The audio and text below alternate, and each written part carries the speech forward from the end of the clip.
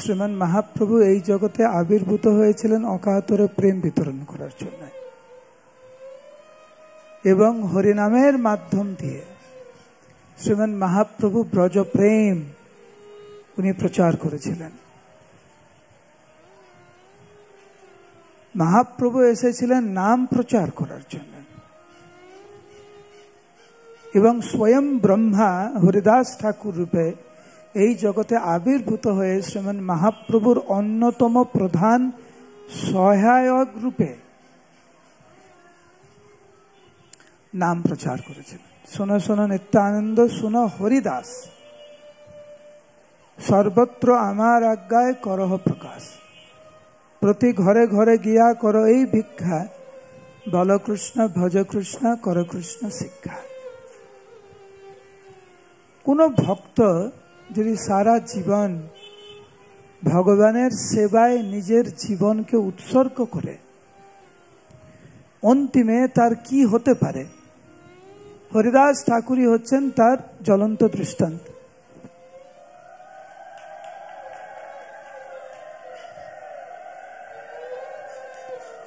হরিদাস ঠাকুর হচ্ছেন তার জ্বলন্ত দৃষ্টান্ত। বাংলায় কোথায় সাধন করো ভজন করো মূর্তি জানলে হয়, কি মহিমান্বিত ভাবে একজন ভক্ত দেহত্যাগ করতে পারে, তার জ্বলন্ত দৃষ্টান্ত হচ্ছে হরিদাস ঠাকুর, যিনি সারাটা জীবন নামের আশ্রয়ে ছিলেন। হরিদাস ঠাকুরের আবির্ভাব শ্রীমান মহাপ্রভুর আবির্ভাবের অনেক পূর্বে, এবং মহাপ্রভুর আবির্ভাবের অনেক পূর্ব থেকেই হরিদাস ঠাকুর নামের আশ্রয় গ্রহণ করেছিলেন, নাম প্রচার করেছিলেন। 22 বাজারে যে বেত্রাঘাত, তো মহাপ্রভুর আবির্ভাবের অনেক আগে। কি দোষ ছিল ওনার? নাম গ্রহণ করেছিলেন। 24 বছর যে মহাপ্রভু নদিয়াতে ছিলেন, বিশেষ করে গয়াধাম থেকে ফিরার পরে শ্রীমান মহাপ্রভু যে উনার যে আমূল পরিবর্তন হয়েছিল তার সাক্ষী, এবং নদিয়া লীলাতে সন্ন্যাস লীলা পর্যন্ত হরিদাস ঠাকুর ছিলেন শ্রীমান মহাপ্রভুর নিত্য সঙ্গী। গৌরগত প্রাণ ছিলেন হরিদাস ঠাকুর। সেই মহাপ্রভু যখন সিদ্ধান্ত নিলেন যে উনি সন্ন্যাস নিয়ে মায়ের আদেশে যখন জগন্নাথপুরী ধামে যাবেন, হরিদাস ঠাকুর কি করে মায়াপুরে থাকতে পারে? কিছু কিছু ভক্ত মায়াপুর ত্যাগ করেছিলেন, যেমন শ্রীবাস ঠাকুর মায়াপুর ছেড়ে দিয়েছিলেন, আমি মায়াপুরে থাকবো না। কেন থাকবো না? মহাপ্রভু নেই, কেন থাকবো? চলে গেলেন হালি শহরে। এরকম মায়াপুর অনেক ভক্ত পরিত্যাগ করেছিলেন মহাপ্রভু চলে যাওয়ার পরে। হরিদাস ঠাকুর উনি গৌড়ীয় বৈষ্ণবদের সাথে উনি গেলেন নীলাচলে। শ্রীমান মহাপ্রভু যেভাবে গৌড়ের ভক্তদেরকে অভ্যর্থনা জানিয়েছিলেন, যেভাবে শ্রীমান মহাপ্রভু স্বয়ং সমস্ত ভক্তদেরকে সম্মান জানিয়েছিলেন, সেইটা দেখে সার্বভৌম ভট্টাচার্য মহারাজ প্রতাপরুদ্র স্তম্ভিত হয়েছিলেন। কারণ ওই সময় সার্বভৌম ভট্টাচার্য এবং মহারাজ প্রতাপরুদ্র উভয়ই শ্রীমান মহাপ্রভুকে অখিল বিশ্ব ব্রহ্মাণ্ডের মালিক পরম পুরুষোত্তম ভগবান রূপে মেনে নিয়েছিলেন। সেই ভগবান কত আনন্দিত চিত্তে প্রত্যেকটি ভক্তকে সম্মান জানিয়েছিলেন। যখন গৌড়ের থেকে পুরী ধামে গিয়েছিলেন, প্রতাপরুদ্র এবং সার্বভৌম ভট্টাচার্য স্তম্ভিত হয়ে গেছে।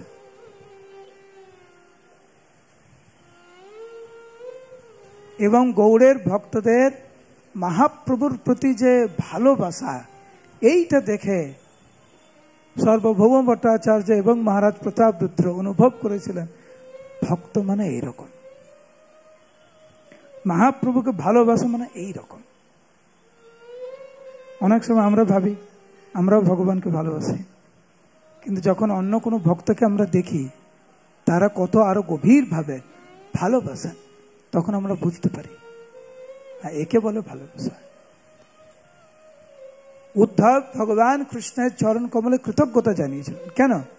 সাক্ষাৎ বৃহস্পতির শিষ্য উদ্ধমা বুদ্ধি সত্তমা। সাক্ষাৎ বৃহস্পতির শিষ্য হচ্ছে উদ্ধব। সেই উদ্ধব নিজেকে, উনি তো ভগবানের বন্ধু, ভগবানের সখা, ভগবানের সেবক, ভগবানের পরামর্শদাতা, ভগবানের মন্ত্রী, ভগবানের সবকিছু। সেই উদ্ধব মনে মনে ভাবছে, ও তাহলে আমি ভগবানের ভক্ত। ভগবান খুব সুন্দরভাবে এমন একটা পরিস্থিতি তৈরি করলেন যে ওনাকে বৃন্দাবনে পাঠালেন। বৃন্দাবনে যখন উনি গেলেন তখন উনি বুঝতে পারলেন ভক্ত কাকে বলে, ভগবানকে ভালোবাসা কাকে বলে। সেই জন্য পরবর্তীতে ভাগবতামৃতে নারদ মুনি উদ্ধবের কাছে, উদ্ধব নারদ মুনির কাছে বলছে যে হে নারদ মুনি, এখন আমি বুঝতে পেরেছি যে অল্প হলেও ভগবান আমার উপরে কৃপা করেছিলেন, তাহা না হলে উনি আমাকে বৃন্দাবনে পাঠাতেন না। উনি যদি বৃন্দাবনে না পাঠাতেন আমি কখনোই বুঝতে পারতাম না যে ভক্ত কাকে বলে। আর আমার মধ্যে যে ভক্তি নেই, আমি যে ভগবানকে ভালোবাসতে শিখলাম না, এটা উপলব্ধি হতো না আমার। যখন বৃন্দাবনে গেলাম তখন উপলব্ধি হল। মহারাজ প্রতাপ রুদ্র এবং সার্বভৌম ভট্টাচার্য গৌড়ের ভক্তদের যে ভালোবাসা মহাপ্রভুর প্রতি, সেটা দর্শন করে স্তম্ভিত হয়েছেন। আশ্রমন মহাপ্রভু প্রত্যেকটি ভক্তকে মালা, চন্দন এবং প্রত্যেকটি ভক্তের প্রশংসা যেইভাবে করেছিলেন, এইটা দেখে পুরীর ভক্তরা স্তম্ভিত হয়েছিলেন। অদ্বৈত গোসাই, শ্রীবাস ঠাকুর, বাসুদেব দত্ত, মুরারি গুপ্ত প্রভু, চন্দ্রশেখর আচার্য ইত্যাদি সমস্ত ভক্তরা ওইখানে ছিলেন। এত সব মহান মহান ভক্ত, মহাপ্রভু সবাইকে সম্মান জানিয়েছেন, সবার প্রশংসা করেছেন, সবাইকে মালা চন্দন পরিয়ে পুরীধামে স্বাগত জানিয়েছেন। কিন্তু একজনকে না দেখে মহাপ্রভু একটু বিচলিত হলেন, সে হচ্ছে হরিদাস ঠাকুর। সবাইকে দেখছে কিন্তু হরিদাস ঠাকুরকে না দেখে মহাপ্রভু জিজ্ঞাসা করলেন যে হরিদাস কোথায়? কয়েকজন ভক্ত দৌড়ে গেলেন হরিদাস ঠাকুরের কাছে, কারণ তাদের সাথেই তো হরিদাস ঠাকুর এসেছেন জগন্নাথ পুরী ধামে। তারা জানতেন যে মহাপ্রভু কোথায়, হরিদাস ঠাকুর কোথায়। তারা গিয়ে হরিদাস ঠাকুরকে বলছেন যে মহাপ্রভু আপনাকে ডাকছেন। হরিদাস ঠাকুর তখন উত্তর দিলেন, হরিদাস কহে মুই নিচ জাতি ছাড়, মন্দির নিকটে যাইতে নাহি অধিকার। আমি নিচ জাতি, আমি অস্পৃশ্য, আমার উচিত না মন্দিরের সামনে যাওয়া। তো তোমরা গিয়ে মহাপ্রভুকে একটু অনুরোধ করো, আমি তো যাব না। তো যদি নিবৃত্তের টোটা মধ্যে স্থান যদি পাও, কোন নিবৃত্ত স্থানের ছোট্ট যদি একটু বাগান কোথায় একটু থাকে, আমি সেখানে থেকে নামের আশ্রয় গ্রহণ করলাম। মোর এই বাঞ্ছা হয়, এটি আমার বাঞ্ছা। তো ওই ভক্তরা হরিদাস ঠাকুরের কথা শুনে মহাপ্রভুর কাছে এসে হরিদাস ঠাকুরের মনোভাব ব্যক্ত করলেন। হরিদাস ঠাকুর তখন সমস্ত ভক্তদেরকে, মহাপ্রভু তখন হরিদাস ঠাকুরের কাছে যাওয়ার জন্য উনি উদ্যত হলেন, কিন্তু ওনার ইচ্ছা যে কোনো ভক্ত যেন ওনার সাথে না যায়। সবাইকে স্বাগত জানিয়েছে, তোমরা এখানে থাকো, আমার ভক্তকে আমি খুঁজে নেব। এইটি হচ্ছে মহাপ্রভুর ভাব। আজকে আমি সকালে বলছিলাম, ভগবানকে দেখার চেষ্টা করো না, এমন ভক্ত হয় ভগবান তোমাকে দেখতে চাইবে। এখন প্রায় আমরা শুনি গুরুদেবের সাথে কথা বলতে চাই, গুরুদেব আমাকে চিনল না। আরে এমন সেবা করো না, গুরুদেব বলবে কে এটা করেছে, ওকে ডাকো, আমি ওকে দেখতে চাই। এটা তো প্রকৃত ভক্তের মনোভাব। এরকম ভগবানের সেবায় এমন ভাবে নিয়োজিত হওয়া যে ভগবান নিজে জানতে চাইবে কে কে করেছে এটা। নরোত্তম দাস ঠাকুরের কথা মনে আছে? লোকনাথ দাস গোস্বামী জানতে চাইছে কে এই সেবাটা করছে, তারপরে খুঁজে পেয়েছে এ হচ্ছে নরোত্তম, ঠিক আছে আমি তোমাকে স্বীকার করলাম। ভগবানকে দেখতে চাই, গুরুদেবকে দেখতে চাই। এটার থেকে আরো বেশি গুরুত্বপূর্ণ ভগবান এবং গুরুদেবের সেবায় কিভাবে আমি নিজেকে নিয়োজিত করতে পারছি, যার দরুন ভগবান এবং ভগবানের শুদ্ধ প্রতিনিধি জানতে চাইবে কে করেছিল, ওকে ডাকো, বা ওনারা নিজেরা আসবেন।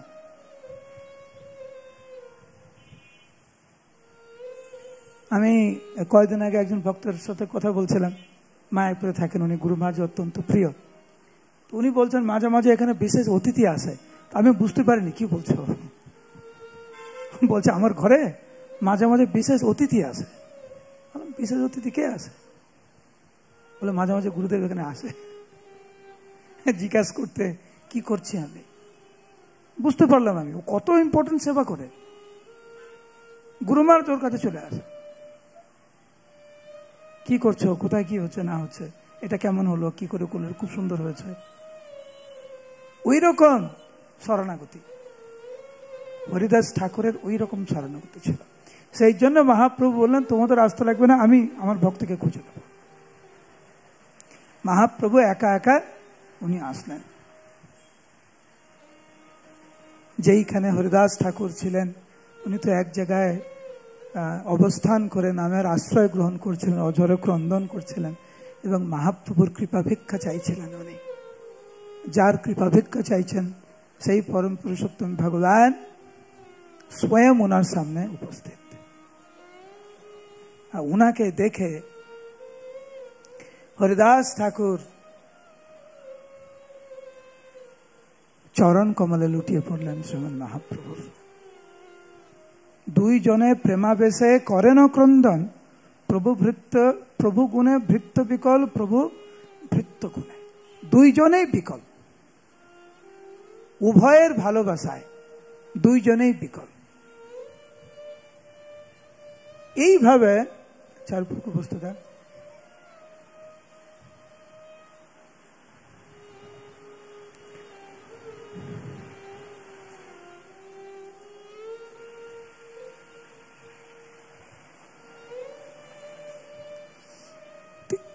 এই যে বর্ণনা, যে দুইজনে প্রেমাবেশে করেন ক্রন্দন, প্রভু গুণে ভৃত্য বিকল, প্রভু ভৃত্য গুণে,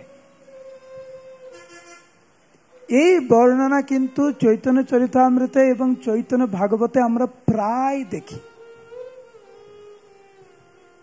রায় রামানন্দ মহাপ্রভু একই বর্ণনা। স্বাভাবিক প্রেম দুহার উদয় করিলা, দুহা আলিঙ্গিয়ে তুহে ভূমেতে পড়িলা। দুইজনেই বিকল, শ্রীমন মহাপ্রভু এবং রায় রামানন্দ।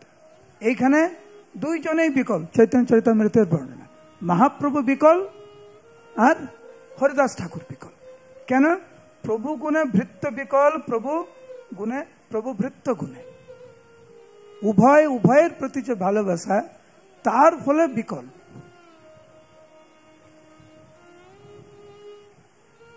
শ্রীমন মহাপ্রভু এবং হরিদাস ঠাকুর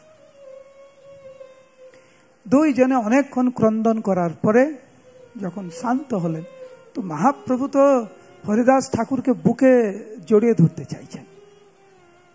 কারণ হরিদাস ঠাকুর যেই ভাব নিয়ে পুরীধামে এসেছিলেন, সেই একই ভাব ছিল কিন্তু শ্রীমন মহাপ্রভু। হরিদাস ঠাকুর যেরকম চাইছিলেন যে মহাপ্রভু ছাড়া ওনার পক্ষে থাকা সম্ভব না, মহাপ্রভুরও, আমরা পরে শুনব, মহাপ্রভুরও ওই রকম মনোভাব যে হরিদাস ঠাকুরকে ছাড়া আমি পুরীতে কিভাবে থাকব। একই মনোভাব। এবং অনেক দিনের ইচ্ছা পূর্ণ হচ্ছে। মহাপ্রভু ভাবছে যে আমার অনেক দিনের ইচ্ছা পূর্ণ হচ্ছে, এখন থেকে হরিদাসের সাথে পুরীধামে থাকবো। এ হচ্ছে ভক্ত। আমি আজ সকালে বলছিলাম যে ভগবান উদ্গ্রীব হয় ভক্তকে দেখার জন্য, ঠিক যেরকম ভক্ত উদ্গ্রীব হয় ভগবানকে দেখার জন্য। এ হচ্ছে ভক্ত আর ভগবান, একে বলে ভক্ত। কিরকম ভক্ত? সেরকম ভক্ত যাকে দেখার জন্য পরম পুরুষোত্তম ভগবান, সর্বশক্তিমান ভগবান কৃষ্ণ মহাপ্রভু সেই ভক্তকে দেখতে উদ্গ্রীব। এবং সেই জন্য ভগবান কিন্তু অনেক দূর এগোতে পারে। যেমন আমরা যখন খুব চাই কিছু, আমরা কিন্তু অনেকে এগোতে পারি। বেশিরভাগ জাগতিক জিনিস চাই আর নিজের ক্ষতি করে বসি। কিন্তু ভগবান যখন ভক্তকে যখন চায় অনেক দূর এগোতে পারে। আর আমাদের বোধগম্যের বাইরে। ভগবান কখন কোন কারণে কাকে রাখবে এই জগতে, আর কোন কারণে কখন কোন পরিস্থিতিতে কোন ভক্তকে ডেকে নেবে, এটা আমাদের বোধগম্য নয়, সম্ভব নয়। কোন ভক্তকে কোথায় কোন সেবাতে নিয়োজিত করবে, কাদেরকে নিয়োজিত করবে, যারা পূর্ণরূপে শরণাগত। আর সেই জন্য ভক্তরা গোলক বৃন্দাবনে যাওয়ার জন্য পাগল হয় না। আমি গোলক বৃন্দাবনে যাব, আমি না, আমি ভগবানের সেবায় নিয়োজিত হব। ভগবান যেখানে আমাকে রাখবে আমি সেখানেই সেবা করব। সেবার আনন্দে নিমজ্জিত থাকে ভক্তরা। যাই হোক, এতদিন পরে হরিদাস ঠাকুরকে পেয়েছে তো বুকে ঝরিয়ে ধরতে চাইছে। আর হরিদাস ঠাকুর মহাপ্রভুর এই ব্যবহার দেখে একটু স্তম্ভিত হয়ে গেছে, অবাক হয়ে গেছে। নিজেকে অস্পৃশ্য ভাবছে, নীচ ভাবছে, নরাধম ভাবছে, পামর ভাবছে, দূরে সরে যেতে চাইছে। না প্রভু, আপনি আমাকে স্পর্শ করবেন না, আমি অপবিত্র, আমি নিচ জাতি, অস্পৃশ্য, নরাধম, পামর। তখন মহাপ্রভু খুব স্পষ্ট ভাবায়, যেহেতু আজকের লীলা হচ্ছে শেষ লীলা, সেই জন্য এখানে একটু তাড়াতাড়ি যাচ্ছে। এখানে একটা বিরাট বর্ণনা, মহাপ্রভু ভক্তের প্রতি কিরকম মনোভাব হলে এইরকম কথা বলতে পারে। হরিদাস ঠাকুরের এই বিনম্রতা দেখে শ্রীমান মহাপ্রভু বলছে, এটা চৈতন্য চরিতামৃতের উক্তি, প্রভু কহে তোমার স্পর্শী পবিত্র হইতে। হে হরিদাস, তুমি ভাবছো আমি তোমাকে আলিঙ্গন করে তোমাকে পবিত্র করব? ভুল ভাবছো তুমি। আমি তোমাকে আলিঙ্গন করছি নিজেকে পবিত্র হওয়ার জন্য। কারণ তোমার পবিত্র ধর্ম নাহিক আমাতে, তোমাকে পবিত্র করার জন্য আমার ক্ষমতা নেই।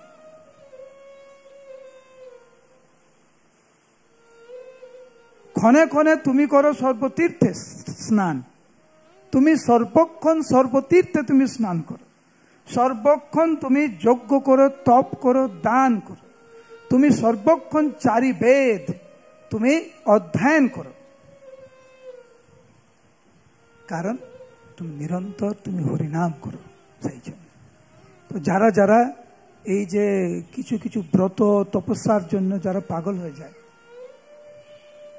তাদের উদ্দেশ্যে একটা বিশেষ শিক্ষা। এটা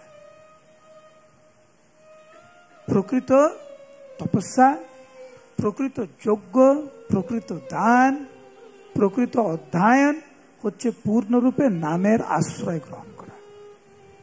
হরিদাস ঠাকুর করতেন। আর সেই জন্য শ্রীমান মহাপ্রভু বললেন যে ক্ষণে ক্ষণে করো তুমি সর্বতীর্থে স্নান, ক্ষণে ক্ষণে করো তুমি যজ্ঞ তপদান, নিরন্তর 4 বেদ অধ্যয়ন।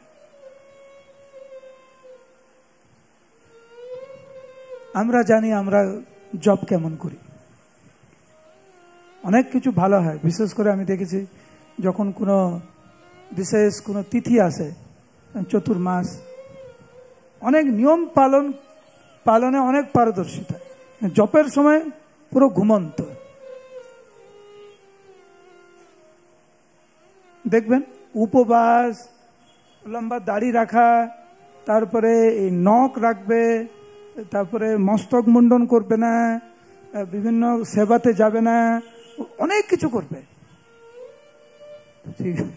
মহাপ্রভুর শিক্ষা কিন্তু এই বিশেষ করে এই কলি যুগে প্রকৃত তীর্থে স্নান, প্রকৃত যজ্ঞ, প্রকৃত তপ, প্রকৃত দান, প্রকৃত বেদ অধ্যয়ন কিন্তু হচ্ছে শুদ্ধভাবে হরিনাম করা। আর ওই জায়গায় গিয়েই আমরা ঘুমিয়ে পড়ি। দেখবেন সব কিছু করে নিজের প্রস্তুতি হয়ে জপতে বসা মানে ঘুম। এই জন্য হরিদাস ঠাকুরের মাধ্যমে শ্রীমন মহাপ্রভু এই শিক্ষা আমাদেরকে দিলেন। হরিদাস ঠাকুরের ইচ্ছা, আগে ভক্তকে হরিদাস ঠাকুর প্রকাশ করেছেন যে উনি একটা নির্জন স্থানে উনি থাকতে চেয়েছেন। শ্রীমন মহাপ্রভু কাশী মিশ্র থেকে একটি নির্জন স্থান মহাপ্রভু চেয়ে নেয়। সেই স্থানে হরিদাস ঠাকুরকে উনি নিয়ে যায়, নিয়ে গিয়ে বলে এই স্থানে রহ কর নাম সংকীর্তন, প্রতিদিন আসি আমি করিব মিলন। তুমি এখানে থাকো, তুমি তো জগন্নাথের কাছে যাবে না, তা আমি তোমার কাছে আসবো। তুমি তো অচল জগন্নাথের কাছে যাবে না, তো সচল জগন্নাথ আমি তোমার কাছে আসবো। তুমি তো মন্দিরে যেতে পারো না, অসুবিধা নেই, তুমি এখানে থাকো। ওই যে সুদর্শন চক্র দেখছো, মানে মন্দিরের উপরে, মন্দিরের চক্র দেখি করহ প্রণাম, এই ঠাই তোমার আসিবে প্রসাদ। তুমি এইখানে সুদর্শন চক্রকে দেখে প্রণাম করো, মানে জগন্নাথকে দর্শন করার সমান। আর প্রসাদের কথা তুমি চিন্তা করবে না, আমি নিজে তোমার কাছে প্রসাদ পাঠাবো। আর কি লাগবে আপনাদের? থাকার জায়গা ভগবান করে দিয়েছে, প্রসাদের ব্যবস্থা নিজে করে দিয়েছে, বলছে আমি তোমার কাছে প্রত্যেক দিন আসবো। আর কি দরকার? বিশেষ করে যারা মন্দিরের আবাসিক ভক্তবৃন্দ এবং যে সমস্ত গৃহস্থ ভক্তরা মন্দিরের সাথে যুক্ত, একটু চিন্তা করবেন, ভগবানের প্রতি একটু কৃতজ্ঞ হন। ভগবান কিন্তু কম বেশি আমাদের সবাইকে একটু প্রসাদ পাওয়ার ব্যবস্থা করে দিয়েছে। জোরে বলবেন হ্যাঁ কি না? কম বেশি একটু থাকার ব্যবস্থা করে দিয়েছে, হ্যাঁ কি না? এখনো নিঃশ্বাস নিতে পাচ্ছি, হ্যাঁ কি না? তাহলে আর কি লাগবে? কি আরো চাই? যেই সমস্ত জিনিস স্বাভাবিকভাবে আসে সেগুলো গ্রহণ করুন। এই জড় জগতে এই জাগতিক সুখ স্বাচ্ছন্দ্যের প্রতি এতটা পাগল হয়ে যাওয়া উচিত না, যেখানে আমাদের এই আধ্যাত্মিক জগতে অগ্রগতির যেন প্রতিবন্ধকতা না হয়ে ওঠে। হ্যাঁ, কিছু করা দরকার, করুন। এইরকম না দিন রাত সব কিছু বাদ দিয়ে, ভক্তি জীবন বাদ দিয়ে এখন শুধু এইটা নিয়ে পড়ে আছে, ভুল হবে আপনার। তো হরিদাস ঠাকুরকে শ্রীমন মহাপ্রভু সব কিছু উনি ব্যবস্থা করে দিলেন। চৈতন্য চৈতন্যের বর্ণনা শুনুন, একটা শব্দ শুনুন। কৃষ্ণদাস কবিরাজ কিরকম, গোস্বামী কিরকম বর্ণনা করছে। তবে প্রভু, তারপরে মহাপ্রভু চলে এসছে ঘরে প্রসাদ পেয়েছে। প্রসাদ পাওয়ার পরে তবে প্রভু প্রসাদান্ন গোবিন্দের হাতে দিলা, যত্ন করে হরিদাস ঠাকুরে পাঠাইলা। মহাপ্রভু প্রসাদ পাওয়ার পরে মহাপ্রভু স্বয়ং গোবিন্দের হাতে প্রসাদ তুলে দিল, এইটা হরিদাসের কাছে নিয়ে যাও। যত্ন করি, অত্যন্ত যত্ন সহকারে ভগবান স্বয়ং ভক্তের জন্য প্রসাদের ব্যবস্থা করে দিচ্ছে। কিরকম ভক্ত ছিলেন হরিদাস ঠাকুর। এইভাবে প্রত্যেকটা দিন শ্রীমান মহাপ্রভু হরিদাস ঠাকুরকে দর্শন দিতে আসতেন। এবং যখন রূপ এবং সনাতন গোস্বামী যখন পুরীধামে আসতেন, হরিদাস ঠাকুরের সাথেই থাকতেন। মহাপ্রভু ওইখানে এসে হরিদাস ঠাকুরের সাথে অনেক লীলা, যে হরিনাম চিন্তামণি গ্রন্থ আপনারা শুনেছেন নাম, এই হরিনাম চিন্তামণি কিন্তু প্রকৃতপক্ষে শ্রীমান মহাপ্রভু এবং হরিদাস ঠাকুরের মধ্যে কথোপকথন। এইটাই ভক্তিবিনোদ ঠাকুর হরিনাম চিন্তামণি রূপে সেই গ্রন্থ প্রকাশ করেছেন। মহাপ্রভু প্রশ্ন করছে, হরিদাস ঠাকুর উত্তর দিচ্ছে। ঠিক যেরকম চৈতন্য চরিতামৃত আমরা পাই, মহাপ্রভু প্রশ্ন করছে, রায় রামানন্দ উত্তর দিচ্ছে। তো হরিনাম সম্পর্কে মহাপ্রভু প্রশ্ন করছে আর হরিদাস ঠাকুর উত্তর দিচ্ছে। এই গ্রন্থের নাম হচ্ছে হরিনাম চিন্তামণি। কিভাবে মহাপ্রভু স্বয়ং হরিদাস ঠাকুর, সনাতন গোস্বামীর দেহে যে রোগ ছিল তা আলিঙ্গনের মাধ্যমে ঠিক করে দিয়েছে, এবং মহাপ্রভু যেভাবে সনাতন গোস্বামীর সাথে কথা বলতো, এইটা দেখে হরিদাস ঠাকুরের খুব খুব খুব খুব আনন্দ, খুব আনন্দ। আমাদের ঠিক যেরকম বিপরীত হয় আর কি। অন্যদের কেউ যখন ভালো পায় আমাদের খারাপ লাগে, কিন্তু মহাপ্রভু যখন মহাপ্রভু যখন সনাতন গোস্বামীকে বিশেষ কৃপা করতেন, হরিদাস ঠাকুরের মনে খুব আনন্দ। তখন হরিদাস ঠাকুর সনাতন গোস্বামীকে বলছে, তোমার দেহ কহেন প্রভু মোর নিজে ধন। সনাতন সনাতন তুমি কত সৌভাগ্যবান যে তোমার দেহকে মহাপ্রভু বলছে এটা তার দেহ, মানে তার সম্পত্তি। তোমার সম ভাগ্যবান নাহি কোনো জন। হরিদাস ঠাকুর সনাতন গোস্বামীকে বলছেন যে তোমার মতো ভাগ্যবান ব্যক্তি এই জগতে কেউ নাই। গুরুদেব যদি আপনাকে বলে, ভগবান যদি আপনাকে বলে যে তুমি হচ্ছে আমার সম্পত্তি, এর থেকে বড় চাওয়া কি হতে পারে? এর থেকে বড় পাওনা তো কিছু হতে পারে না। তো এইটাই হরিদাস ঠাকুর সনাতন গোস্বামীকে বলছেন। তখন সনাতন গোস্বামী পাদ হরিদাস ঠাকুরের মহিমা বর্ণনা করে বলছেন যে প্রথমে উনি প্রকাশ করলেন কিভাবে হরিদাস ঠাকুর মহাপ্রভুর নিত্য পার্ষদ, এবং কিভাবে মহাপ্রভু হরিদাস ঠাকুরের মাধ্যমে এই জগতে হরিনাম প্রচার করছেন। তারপরে উনি বলেন, আপনে আচরে কেহ না করে প্রচার। কেউ কেউ প্রচার করে কিন্তু আচরণ করে না, কেউ কেউ আবার আচরণ করে কিন্তু প্রচার করে না। কিন্তু আচার প্রচার নামের করহ দুই কার্য, তুমি সর্বগুরু তুমি জগতের আর্য। তুমি প্রকৃতপক্ষে জগতের গুরু, তুমি জগতের আর্য, কারণ তুমি প্রচার এবং আচরণ দুটোই তুমি করো। এইভাবে হরিদাস ঠাকুর জগন্নাথ পুরী ধামে থাকতে লাগলেন। মহাপ্রভু যখন আসতেন, মহাপ্রভু একা আসতেন না, মহাপ্রভুর সাথে মহাপ্রভুর নিত্য পার্ষদগণ হরিদাস ঠাকুরের সাথে, মহাপ্রভুর সাথে আসতেন, হরিদাস ঠাকুরকে দর্শন দিতেন। এই কারণ অন্যান্য ভক্তরা আসত, কারণ যখনই মহাপ্রভু হরিদাস ঠাকুরের সামনে আসতেন, দুইজনের মধ্যে গভীর কৃষ্ণ তত্ত্ব কথা আলোচনা হতো, এবং এইটা অত্যন্ত আনন্দিত চিত্তে অন্যান্য ভক্তরা শ্রবণ করত। আমাদের কল্পনার অতীত যে কৃষ্ণ কথা আলোচিত হচ্ছে মহাপ্রভু এবং হরিদাস ঠাকুরের মধ্যে, এটা কোন পর্যায়ে কৃষ্ণ কথা, সেই জন্য ওনারা আসতেন। স্বরূপ দামোদর গোস্বামী, বক্রেশ্বর পণ্ডিত আদি আসতেন মহাপ্রভুর সাথে। গোবিন্দ প্রত্যেকটা দিন মহাপ্রভুর প্রসাদ নিয়ে যেতেন হরিদাস ঠাকুরের কাছে। তো একদিন, আমি সংক্ষেপে বলছি, একদিন গোবিন্দ যখন মহাপ্রভুর প্রসাদ নিয়ে আসেন হরিদাস ঠাকুরের কাছে, এই দিনকার গোবিন্দ একটু অবাক হয়েছে, অন্যান্য দিনের মতো না। আজকের গোবিন্দ দেখছে যে হরিদাস ঠাকুর শুয়ে শুয়ে হরিনাম করছে। অনেক সময় আমরা জিজ্ঞাসা করি না যে শুয়ে শুয়ে জপ করা যাবে কিনা।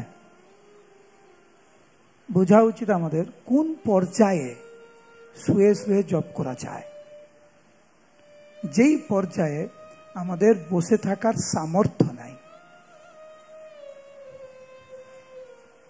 যেই পর্যায়ে দাঁড়িয়ে থাকার সামর্থ্য নাই, শক্তি নাই, শারীরিক শক্তি নাই, সেই পর্যায়ে শুয়ে শুয়ে ঠিক আছে।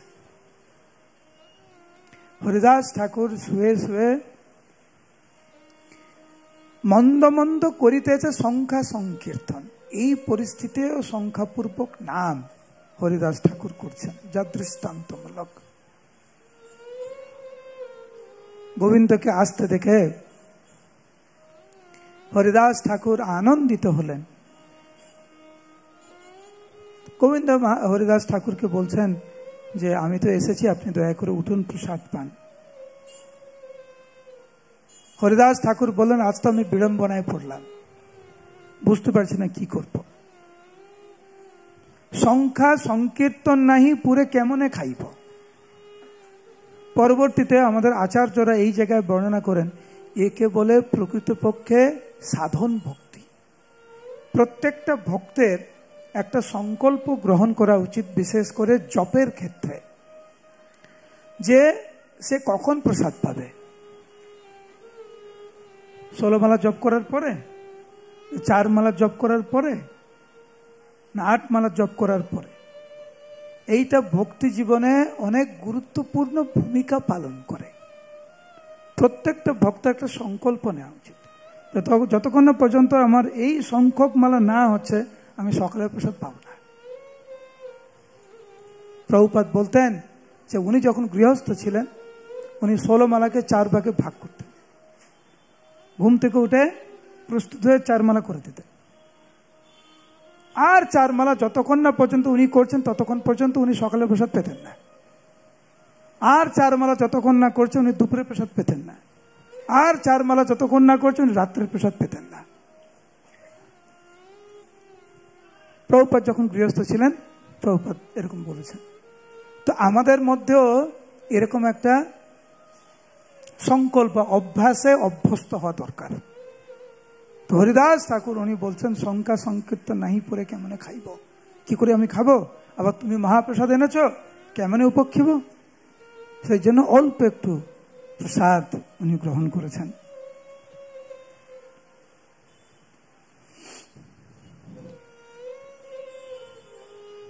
আমি কাউকে ভয় পাওয়ানোর চেষ্টা করছি না, কিন্তু একটা কথা চৈতন্য চরিতামৃতে বর্ণনা করা, আমি শুধু পড়ে শোনাচ্ছি। আপনারা পণ্ডিত মানুষ, বিজ্ঞ মানুষ, নিশ্চয় বুঝতে পারবেন। এখানে লেখা, সেই নামামৃত বিনে যদি খায় অন্ন পানে সেই ভক্তের দুর্বল জীবন। বুঝতে পেরেছেন? বুঝা গেছে না? বলতে হবে। বুঝা গেছে? আরে হ্যাঁ কিনা বলবে তো? না, দুর্বল জীবন, জীবন মানে জীবন, দুর্বল জীবন মানে সবাই বুঝতে পারছে দুর্বল জীবন। তো আমাদের জীবন শক্তিশালী জীবন না দুর্বল জীবন? আমরা জানি, বিশেষ করে আধ্যাত্মিক জীবন আমাদের দুর্বল না শক্তিশালী। তো এইখানে বর্ণনা যে নামামৃতে মধ্যে না ডুবে যদি আমরা অন্নামৃতে যদি ডুবে থাকি তাহলে ভক্তের জীবন স্বাভাবিকভাবে দুর্বল হবে। অন্নামৃত মানে ভাত, নামামৃত মানে নাম। তো কোন দিকে যাবে? যদি নামামৃতের মধ্যে ডুবে থাকো তাহলে শক্তিশালী হবে, যদি অন্নামৃতের মধ্যে ডুবে থাকো তাহলে দুর্বল হবে। তবে ভক্তের দুর্বল জীবন। খুব সোজা কথা। জীবের লালসে যেই ইতি উতি ধায় শিষ্ণদর পরায়ণ কৃষ্ণ নাহি পায়। আর এইটা কিন্তু হরিনামের সাথে জিহ্বা, তো জিহ্বা দিয়ে নাম উচ্চারণ, জিহ্বা দিয়ে প্রসাদ পাওয়া, খুব সাবধান। তবে হয় ভক্তের, তবু ভক্তের দুর্বল জীবন, সাবধান। প্রসাদ পাওয়া দরকার, না বলছি না। বিশেষ করে নরসিংদীর ভক্ত প্রসাদ পাবেন এটা হয় নাকি? প্রসাদ পাবেন, অনেক প্রসাদ পাবেন, কোনো অসুবিধা নেই। তার সাথে সাথে আমাদের খুব সচেতন হতে হবে যাতে নামের মধ্যে যেন আমরা ডুবে থাকি, খুব গুরুত্বপূর্ণ। তো গোবিন্দ গিয়ে মহাপ্রভুকে সব বলেছে যে প্রভু আজকের এই অবস্থা। শ্রীমান মহাপ্রভু ওনার অন্তরঙ্গ পার্শ্বদের নিয়ে তারপরের দিন মহাপ্রভু আসলেন।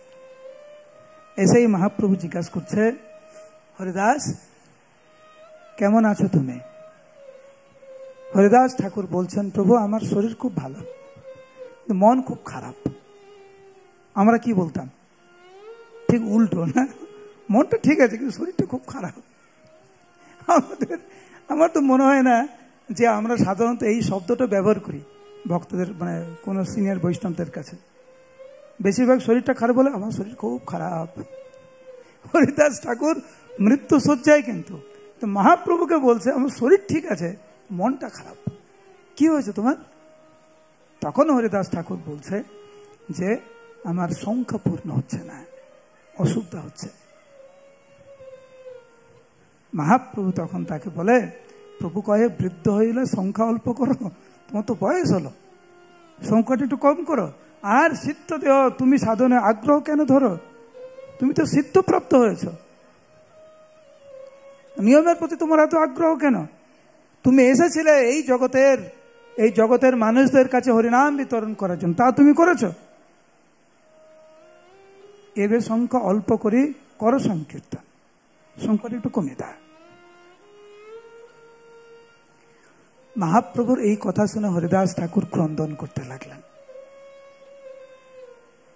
কারণ প্রভুর মুখে নিজের প্রশংসা এটা হরিদাস ঠাকুরের পক্ষে শোনা অত্যন্ত কষ্টকর ছিল। ভক্তের জীবন অনেক আলাদা। ভক্ত বলতে আমরা যা বুঝি এবং শাস্ত্রে যা বর্ণনা করা হয়েছে তা আকাশ পাতাল পার্থক্য। এইখানে যেহেতু শ্রীমন মহাপ্রভু হরিদাস ঠাকুরের প্রশংসা করছে, হরিদাস ঠাকুর বিনম্র চিত্তে ক্রন্দন করছে।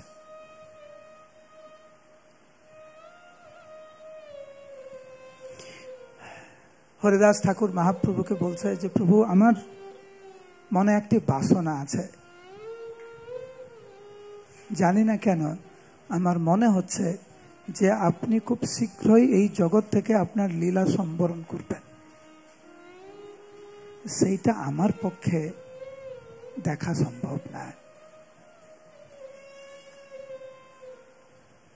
কোনো মতে আমি এইটা মেনে নিতে পারবো না যে আমি জীবিত আছি আর আপনি আপনার লীলা সম্বরণ করে নিচ্ছেন। প্রভু, আমি ওই লীলা দেখতে চাই না, আপনার অন্তর্ধান লীলা আমি দেখতে চাই না। এই বাচ্চা কার বাচ্চা? এটা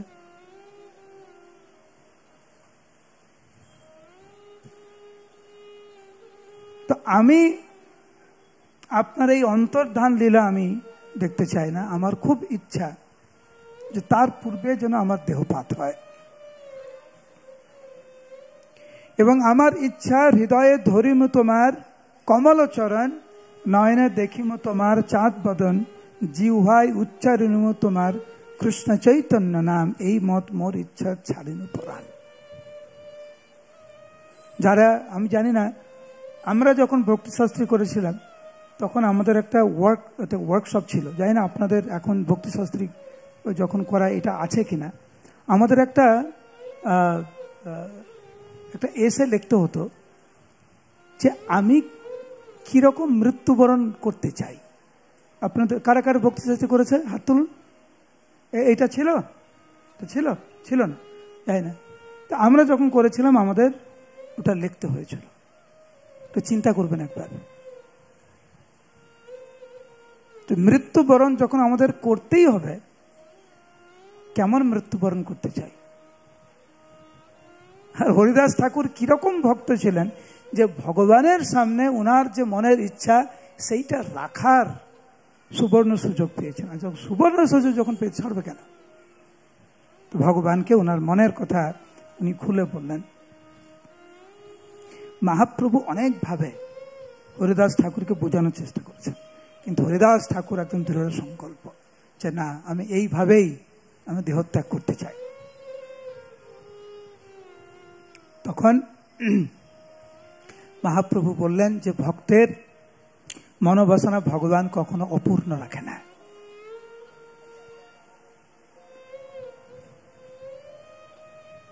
প্রভু কয়ে, হরিদাস, যে তুমি মাগিবে কৃষ্ণ কৃপাময় তাহা অবশ্য করিবে।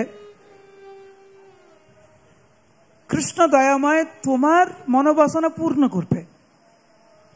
কিন্তু তুমি এটাও কি বোঝার চেষ্টা করছো না যে আমার সমস্ত লীলা, আমার সমস্ত আনন্দ তোমাকে নিয়ে, আর তুমি চাইছো আমার আগে চলে যেতে, তোমার যোগ্য নহে যাও আমারে ছাড়িয়া। এটা তোমার উচিত না যে তুমি আমার আগে চলে যেতে চাইছো। ভক্ত এবং ভগবানের মধ্যে এই যে ভাবের আদান প্রদান, ভক্ত চাইছে ভগবানের আগে যেতে, আর ভগবান বলছে তুমি কি করে ভাবছো এটা যে তুমি আমার আগে চলে যাবে। মহাপ্রভু এই সময় ক্রন্দন করছিলেন যে হরিদাস ঠাকুরের এই মনোবাসনা শ্রবণ করে, কারণ মহাপ্রভু ভাবছেন হরিদাস ঠাকুর আমাকে ছেড়ে চলে যেতে চাইছে। যখন মহাপ্রভু যখন বললেন তোমার সমস্ত লীলা হরিদাস ঠাকুরকে নিয়ে, তখন হরিদাস ঠাকুর বললেন প্রভু এই পৃথিবীতে যদি একটা পিঁপড়ে মরে যায়, এই পৃথিবীর কিছু যায় আসে না।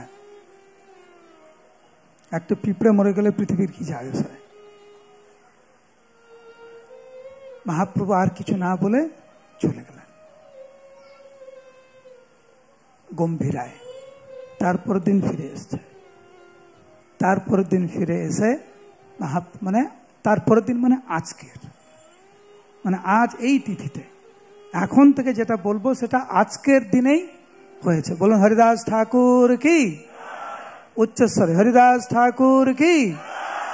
তো আজকের দিনে হরিদাস ঠাকুরের সম্মুখে শ্রীমন মহাপ্রভু এসেছেন সমস্ত ভক্তদেরকে নিয়ে, সবাইকে নিয়ে এসেছে আজকে। এসেই মহাপ্রভু হরিদাস ঠাকুরকে জিজ্ঞাসা করছে, প্রভু কয়ে হরিদাস কহ সমাচার, বলো কি খবর। কি খবর মানে কালকে তুমি যেটা আমাকে বলেছিলে, তোমার মনোভাব এখনই কি ওই রকম না কিছু পাল্টেছে? কিছু আমাদের সবসময় পাল্টায় না, কখনো ভোগের কখনো ত্যাগের ছলনায় মনন আছে।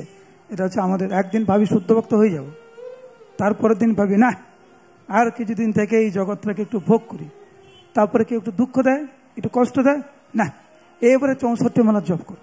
তারপরের দিন সকাল 8টা বাজে, রে ঘুম থেকে ওঠ রে, ঘুম থেকে ওঠ রে। তারপরের দিন না না একদম 2টোর সময় ওঠে, একদম 64 মালা শেষ করে তারপরে প্রসাদ পাবো। এইভাবে কখনো ভোগের কখনো ত্যাগের ছলনায় মনন আছে। তো আমাদেরকে শিক্ষা দেওয়ার জন্য মহাপ্রভু হরিদাস ঠাকুরকে জিজ্ঞাসা করলেন, বলো কি ইচ্ছা তোমার, কি সমাচার। হরিদাস কহে, প্রভু যে কৃপা তোমার, কালকে তুমি যে বলেছিলে না যে কৃষ্ণ কৃপাময়, ভক্তের মনোবাসনা সব পূর্ণ করবে, তুমি তো বলেছ, তুমি তো কৃষ্ণ। কালকে তুমি যেটা আমাকে বলেছো সেটা তুমি এখন রক্ষা করো। হরিদাস ঠাকুর পুরো মহাপ্রভুর উপর চাপিয়ে দিলে, আমি আমার জায়গায় ঠিক আছে, এখন তুমি তোমার কর্তব্যটা করো। মহাপ্রভু বুঝতে পারলেন হরিদাস ঠাকুরের ইচ্ছা আজ দেহত্যাগ করবেন। তো হরিদাস ঠাকুরের যত মনোবাসনা সব পূর্ণ করতে চায় মহাপ্রভু। জিজ্ঞাসা করছে, বলো কি চাও। তো হরিদাস ঠাকুর বলছে, প্রভু আপনার নৃত্য আর এই আপনার অন্তরঙ্গ পার্শ্বদের সাথে যে কীর্তন আর নৃত্য, সেইটা আমি দর্শন করতে চাই। হরিদাস ঠাকুর যখন ইচ্ছা প্রকাশ করলেন যে মৃত্যুর আগে উনি শ্রীমন মহাপ্রভুর অন্তরঙ্গ পার্শ্বদের মধ্যে যে এই কীর্তন লীলা সেটা দর্শন করতে, মহাপ্রভু তৎক্ষণাৎ রাজি হয়ে গেলেন। কখনো চিন্তা করতে পারছেন, ভক্ত ভগবানকে বলছে আপনি একটু কীর্তন করুন তো, আপনি নৃত্য করুন তো, আমি একটু দর্শন করব। একই লীলা কিন্তু কৃষ্ণ লীলায় আছে, যদি আজকের ওই বিষয়টা না। ব্রজবাসরে কৃষ্ণকে বলছে, এই কৃষ্ণ একটু নাচো তো দেখি। হরিদাস ঠাকুর মহাপ্রভুর কাছে অনুরোধ করছে, আর মহাপ্রভু কৃষ্ণ প্রেমে পাগল হয়ে বক্রেশ্বর পণ্ডিত আদি সমস্ত ভক্তবৃন্দকে নিয়ে কৃষ্ণ প্রেমে পাগল হয়ে নৃত্য করতে লাগলেন অনেকক্ষণ ধরে।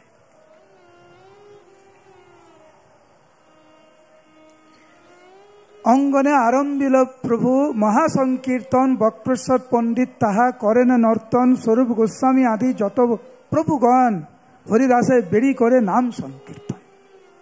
অনেকক্ষণ এইভাবে নৃত্য গীত করার পরে হরিদাস ঠাকুর ইঙ্গিত দিলেন, এখন তুমি আমার কাছে আসো। হরিদাস ঠাকুর যা বলছে মহাপ্রভু মেনে নিচ্ছে। এইবারে মহাপ্রভু কাছে এসেছে। হরিদাস নিজাগ্রেতে প্রভু বসাইল, নিজ নেত্র দুই ভৃঙ্গ মুখপদ্ম দিল। পূর্ণরূপে মহাপ্রভুর মুখমণ্ডলের দিকে হরিদাস ঠাকুর ধ্যানস্থ হলেন। ওনার হৃদয়ে শ্রীমান মহাপ্রভুর চরণ যুগল উনি ধারণ করলেন।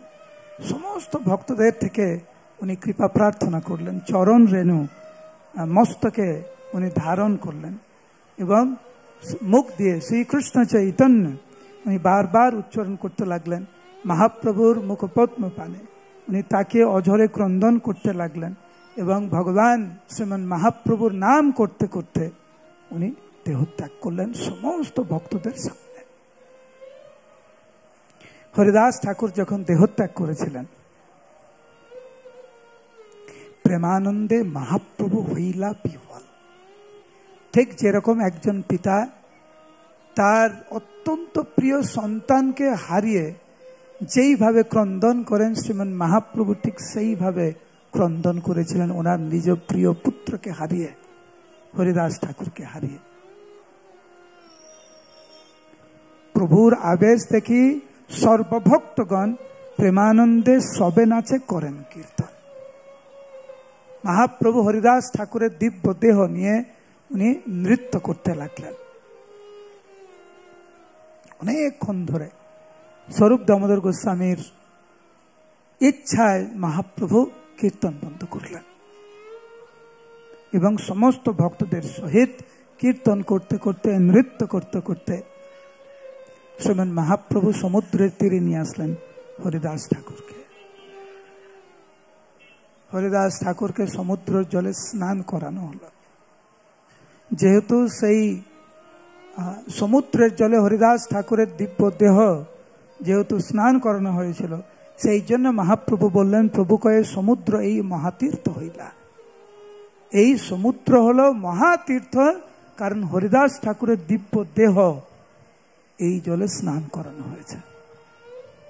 এইটি হচ্ছে ভক্ত। সে সমুদ্রকেও পবিত্র করতে পারে, তীর্থকেও পবিত্র করতে পারে।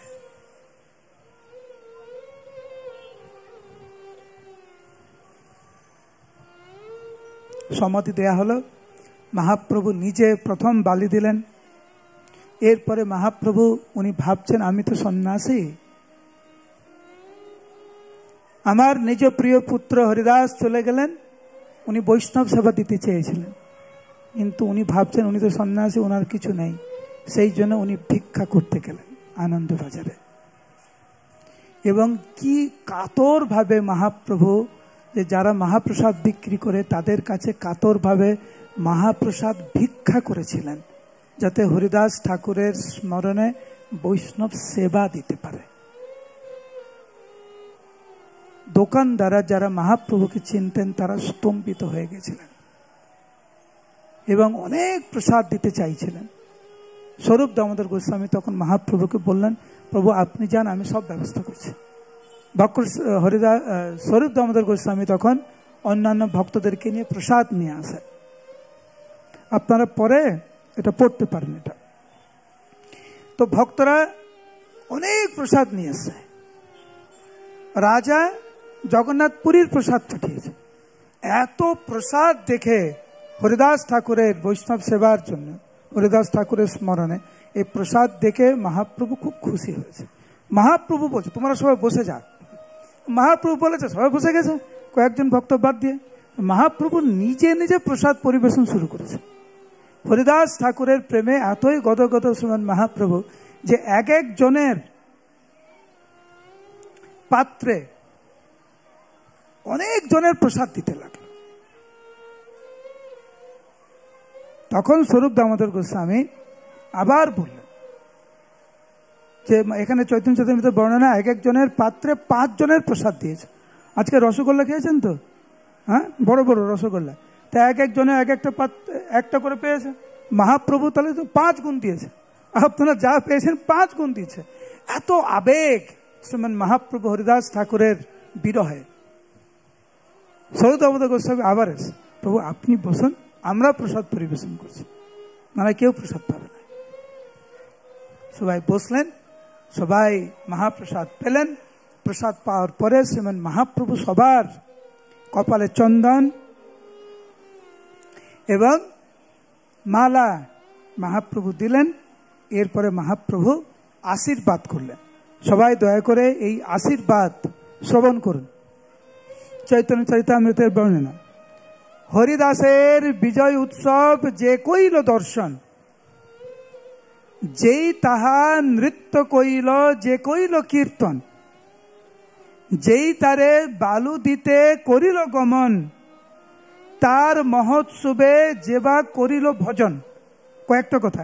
এক, এই হরিদাস ঠাকুরের যে তিরোভাব যিনি দর্শন করেছেন, যিনি এই যে বিজয় উৎসব যিনি দর্শন করেছেন, তিরোভাবের পরে আগে যিনি নৃত্য করেছেন, কীর্তন করেছেন, সমাধিতে যিনি বালি দিয়েছেন এবং প্রসাদ যারা পেয়েছেন, মহাপ্রভু বললেন অচিরে হইবে সবার কৃষ্ণ প্রেম প্রাপ্তি।